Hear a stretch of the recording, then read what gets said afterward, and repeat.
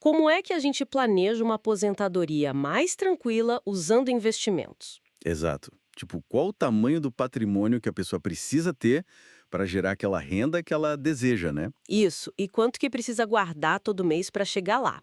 Vamos tentar desvendar isso passo a passo. A ideia é montar um plano mesmo, né?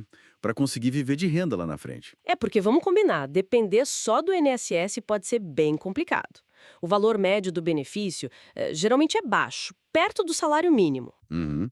E muita gente acaba tendo que apertar o cinto, reduzir o padrão de vida quando se aposenta. Fora as reformas da Previdência que sempre acontecem, né? Pois é, então nossa análise hoje vai focar mais nos conceitos, em simulações, sem ficar falando de carteira A ou B, tá? Isso.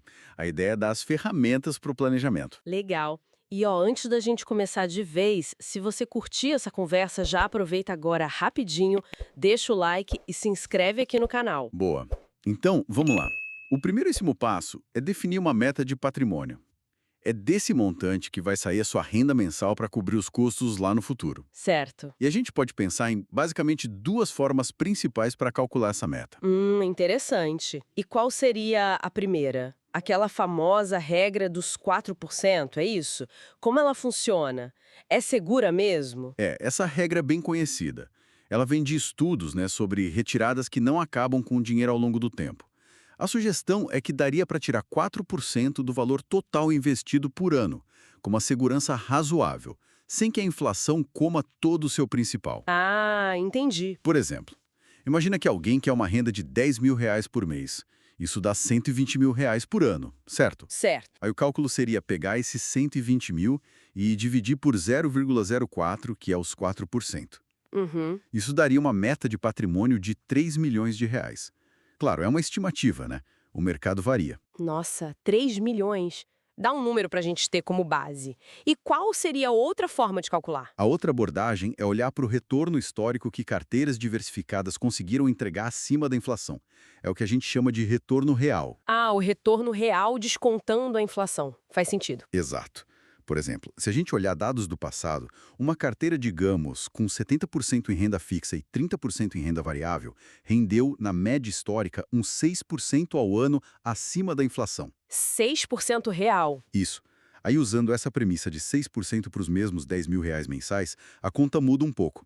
Seria 120 mil dividido por 0,06. Hum, O resultado aí já cai para uma meta de R$ 2 milhões. uau! 1 milhão a menos de meta só por mudar a expectativa de retorno de 4 para 6? É uma diferença grande, né? Mas olha, é super importante ser conservador nessas projeções. Rentabilidade passada não garante futuro, a gente sempre fala isso. Com certeza, cautela é fundamental.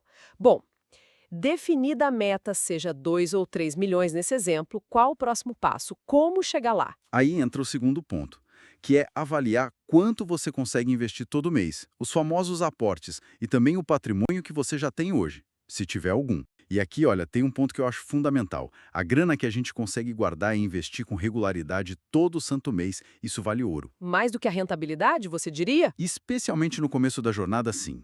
O impacto do aporte mensal costuma ser maior do que o da própria rentabilidade. Às vezes a gente fica quebrando a cabeça para ganhar 1% a mais de retorno. Uhum. Mas se a pessoa conseguir se esforçar para aportar um valor maior, o resultado lá na frente pode ser bem mais expressivo. Isso é algo que nem todo mundo percebe de cara, né? O foco vai muito para a rentabilidade. Você tem algum exemplo para mostrar essa força do aporte? Tenho sim. Vamos pegar uma calculadora financeira aqui rapidinho. Imagina alguém começando do zero, com aquela meta de 10 mil reais por mês. Tá, Se essa pessoa aportar 1.000 reais por mês durante 25 anos, mesmo com retornos reais bons, tipo 4% ou 6% ao ano, sim. ela vai chegar ali entre 500 mil e 700 mil mais ou menos. Não chega na meta de 2 ou 3 milhões, né? Falta bastante. Agora olha só, se a gente reduzir a rentabilidade pela metade para 2% e 3% real ao ano, mas aumentar o aporte para 5 mil reais por mês, 5 vezes mais aporte. exato. Nesses mesmos 25 anos, o patrimônio acumulado pode chegar perto dos 2 milhões. Nossa, que diferença absurda. Viu só? A disciplina de aportar mais transforma o resultado. Claro, o mundo ideal é conseguir bons aportes e uma boa rentabilidade, né? Mas o aporte tem um peso gigante. Fica muito claro. A constância e o volume do aporte são decisivos mesmo. Ok, meta definida, importância do aporte entendida. Como a gente pensa nas taxas de retorno de forma realista? Esse seria o terceiro passo. Exatamente. É preciso definir cenários realistas de retorno real, ou seja, acima da inflação. Uma carteira que fica só ali no CDI, que é o indicador de renda fixa bem conservador, Uhum, que acompanha a Selic, geralmente. isso. Historicamente, o CDI rendeu algo como 3% acima da inflação. Para buscar mais, não tem jeito, tem que diversificar, correr um pouco mais de risco calculado. Certo. Aquela carteira moderada que a gente falou, com 70% renda fixa e 30% variável, que miraria um 6% real. Ou talvez uma carteira um pouco mais arrojada, com mais ações, buscando talvez 7% real ao ano. Uhum. Acho que pensar em algo entre 4% e 6% de retorno real ao ano é uma expectativa razoável para um portfólio bem diversificado para o longo prazo. Entendi. Entre 4% e 6% real parece um intervalo para trabalhar. E como montar essa carteira diversificada? Aí entra o quarto passo, a tal da alocação de ativos. Precisamente, a alocação, ou seja, como o dinheiro vai ser distribuído entre as diferentes classes de ativos, um pouco em renda fixa, um pouco em ações aqui do Brasil, um pouco em ações lá fora, talvez fundos imobiliários, etc. A divisão do bolo, né? Perfeito. E olha, os estudos mostram que essa decisão de alocação é o fator mais importante nos resultados de longo prazo, mais até do que escolher ação X ou fundo Y. Sério? Mais importante que escolher o produto específico. Muito mais. Muita gente monta a carteira meio que no susto, né? Vai comprando um produto aqui, outro ali, e a alocação final é quase um acidente. É verdade, acontece muito. O ideal é fazer o contrário. Primeiro, definir a sua estratégia de alocação. Qual a proporção em cada classe de ativo, baseado no seu perfil de risco, se é mais conservador, moderado, agressivo, e nos seus objetivos. Uhum. E só depois de ter essa planta da carteira, aí sim você vai buscar os melhores investimentos para preencher cada caixinha daquela alocação. Faz todo sentido. Pensar na estrutura antes de escolher os tijolos. Legal. E com a meta, os aportes, a taxa de retorno e a alocação definidos, como é que a gente junta tudo isso? Qual o passo final? Aí chegamos ao quinto passo, que é usar uma ferramenta de simulação. Pode ser uma planilha, uma calculadora online. Ok. Nela, a gente coloca todas as informações. O patrimônio que já tem hoje, se tiver, a meta de patrimônio final, que a gente calculou lá no começo, baseada na renda desejada, o prazo que a pessoa tem até a aposentadoria e as taxas de retorno real que ela espera. Idealmente, um cenário mais conservador e um mais otimista. Certo, junta tudo. E aí a ferramenta vai calcular o valor do aporte mensal necessário para atingir aquele objetivo, naquele prazo, com aquela rentabilidade esperada. Ah, ela mostra quanto precisa guardar por mês. Exato.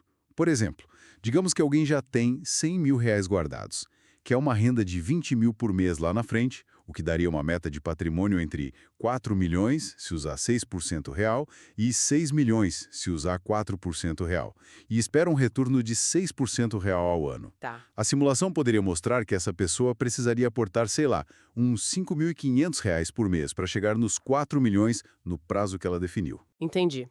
E se esse valor de R$ 5.500 for muito alto para ela hoje?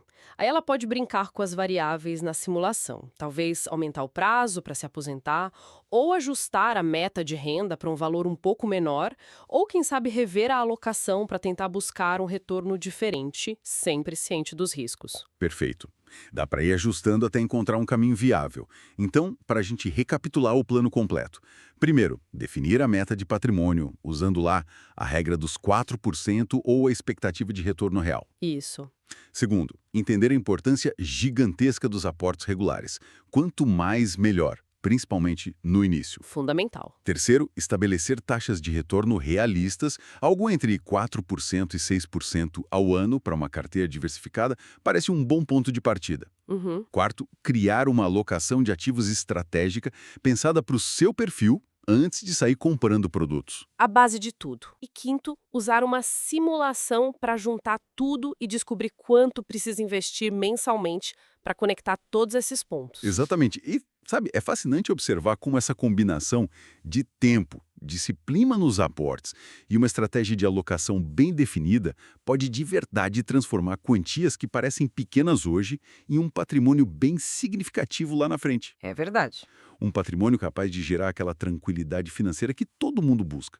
A chave é realmente ter um plano e, mais importante ainda, seguir esse plano com disciplina, né? Sem desviar muito no caminho. Concordo totalmente. E, para quem está ouvindo a gente, qual parte dessa nossa conversa sobre planejamento para aposentadoria mais chamou a sua atenção? Foi a regra dos 4%? A força dos aportes? Ou essa ideia da alocação estratégica? Conta pra gente aqui nos comentários, queremos saber. Legal. Toda foi útil para você. Não esquece, deixa o like aqui no vídeo, confere se você já está inscrito no canal para não perder as próximas conversas e ativa o sininho de notificações. Isso aí. Lembrando sempre, pessoal, essa conversa é para fins educacionais, tá? Não é uma recomendação de investimentos específica para ninguém. Cada caso é um caso. Exato. Um abraço e até a próxima. Até a próxima.